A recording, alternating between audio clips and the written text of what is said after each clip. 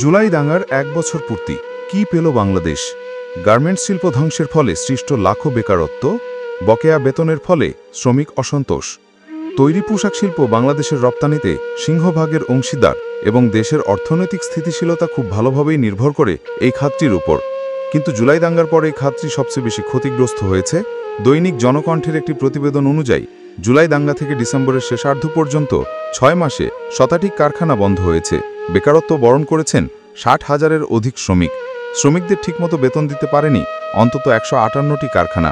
Garments মালিকদের মতে এই খাতটি ধ্বংসের পেছনে ইউনূস সরকারের পলিসিগত ব্যর্থতা, জ্বালানি সংকট, ব্যাংক খাতের অস্থিতিশীলতার জন্য শ্রমিকদের বেতন দিতে না পারা ইত্যাদি ফ্যাক্টর দায়ী।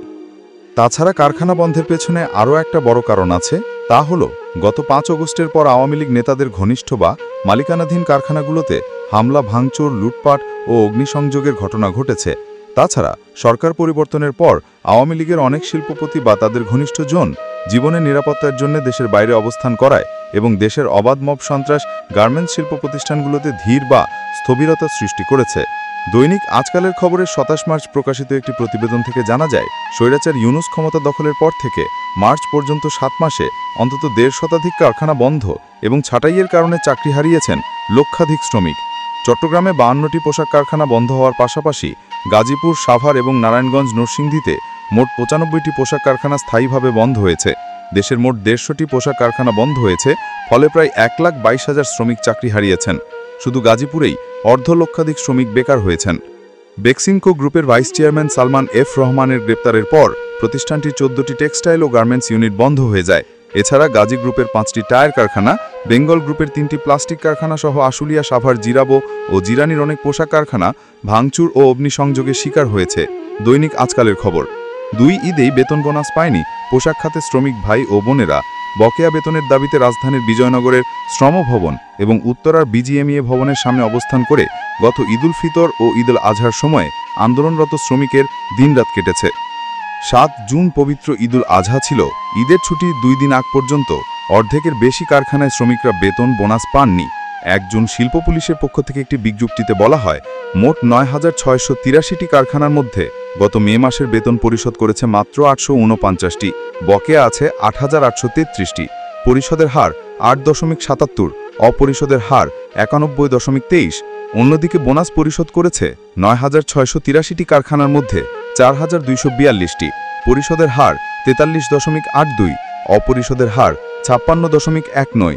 বণিক বার্তার প্রতিবেদন অনুযায়ী দেশের ৮ শিল্প এলাকায় ৩১ মে পেখাল ৪টা পর্যন্ত প্রায় ৬৭% কারখানায় বোনাস পরিশোধ হয়নি।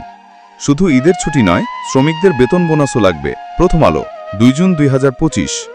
দিনের পর দিন শ্রমিকরা শ্রমভবন এলাকায় অবস্থান করলেও প্রথমে সমস্যা সমাধানে তেমন উদ্যোগ নেওয়া হয়নি। তীব্র গরমে অবস্থান নেওয়ায় এবং খাবারের অভাবে অনেক শ্রমিক অসুস্থ হয়ে পড়েন। হৃদরোগে একজনের মৃত্যুর ঘটনাও ঘটে। সচিবালয় এলাকায় পুলিশের সঙ্গে সংঘর্ষ হয়। শ্রম সচিব সহ অন্যান্য কর্মকর্তা অবরুদ্ধ হন।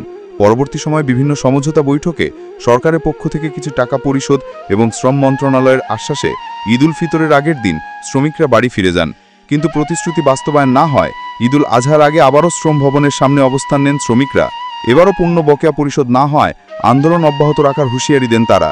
শেষ পর্যন্ত ভুক্তভোগী এসব শ্রমিকদের ভাগ্যে কি আছে সেটি নিয়ে এক ধরনের অনিশ্চয়তা তৈরি হয়েছে। কি আছে শ্রমিকদের ভাগ্যে? কোন পথে আন্দোলন?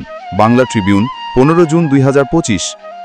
১ আগস্ট থেকে যুক্তরাষ্ট্রে আরোপিত ৩৫% শুল্ক কার্যকর হলে আমেরিকার বাজার নির্ভর বেশিরভাগ দেশীয় পোশাক কারখানা বন্ধের ঝুঁকিতে পড়বে বলে আশঙ্কা ব্যবসায়ীদের।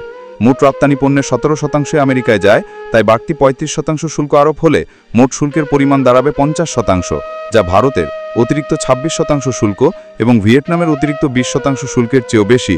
ফলে ক্রেতা প্রতিষ্ঠানগুলো বাংলাদেশ থেকে ক্রয়াদেশ সরিয়ে অন্য কোনো দেশের প্রতিষ্ঠানকে দিতে পারে বলে ধারণা তৈরি পোশাক শিল্প প্রতিষ্ঠানের মালিকদের। ফলে বাংলাদেশ তৈরি পোশাক খাতে প্রতিযোগিতায় বেশ পিছিয়ে যাবে। পোশাক রপ্তানিকারকদের সংগঠন বিজিএমই এর তথ্য অনুযায়ী দেশের সচল পোশাক কারখানা ২৫০০-এর মতো, যার মধ্যে বিজিএমই এর সদস্য ১,৩৩২টি পোশাক কারখানার উপর বাড়তি শুল্কের সরাসরি প্রভাব পড়বে। শুল্ক কার্যকর হলে আমেরিকার বাজার নির্ভর বেশিরভাগ দেশীয় পোশাক কারখানা বন্ধের ঝুঁকিতে পড়বে ব্যবসায়ীরা। এছাড়া কর্মসংস্থান হারাবে ১০ লাখেরও বেশি মানুষ। চীনের সাথে মার্কিন যুক্তরাষ্ট্রের বিরোধ থাকলেও তারা আলোচনা করে ঐক্যমত্যে পৌঁছেছে, ভারতও সমঝোতায় গেছে। ভিয়েতনাম যুক্তরাষ্ট্রের সাথে একটি বাণিজ্য চুক্তিতে উপনীত হয়েছে, তাদের ওপর যে শুল্ক ছিল সেটা অর্ধেক থেকেও কমিয়ে 20% নামিয়ে এনেছে। মার্কিন প্রেসিডেন্ট ডোনাল্ড ট্রাম্পের আরোপিত শুল্কে নিয়ে গত 3 মাসে যে আলাপ আলোচনা হয়েছে সেগুলোর কোনো ফল আসেনি, বেশি দূর অগ্রগতি নেই, শুধু শুল্ক কমাতে ইউনূস সরকারের অন্তর্বর্তী উদ্যোগের সমালোচনা করছেন বিশেষজ্ঞরা। উল্লেখ্য, মার্কিন প্রেসিডেন্ট ট্রাম্পের আরোপিত শুল্কের পরিমাণ ছিল 37, ইউনূস সরকার শেষ সময়ে এসে মাত্র 2% কমাতে পেরেছে। মাত্র এই 2% কমানোর পেছনেও ট্রাম্পকে লেখা ইউনূসের চিঠিকে ক্রেডিট হিসেবে দেখছে সরকার। সেক্ষেত্রে যেসব প্রতিনিধিকে সরকারি পর্যায়ে বাংলাদেশ থেকে যুক্তরাষ্ট্রে শুল্ক চুক্তির আলোচনায় পাঠানো হলো, তাদের অযোগ্যতা এবং নেগোসিয়েশনে ব্যর্থতা নিয়ে প্রশ্ন ওঠে। বিজিএমইএর সভাপতি মাহমুদ হাসান খান প্রথম আলো আয়োজিত যুক্তরাষ্ট্রে পাল্টা শুল্ক কোন পথে বাংলাদেশ শীর্ষক এক গোল টেবিল বৈঠকে বলেন, বাংলাদেশের ক্ষেত্রে শুল্ক হার যদি ভিয়েতনাম, ভারত এবং পাকিস্তানের চেয়ে বেশি হয় তাহলে তা রপ্তানি খাতের জন্য ভালো হবে না।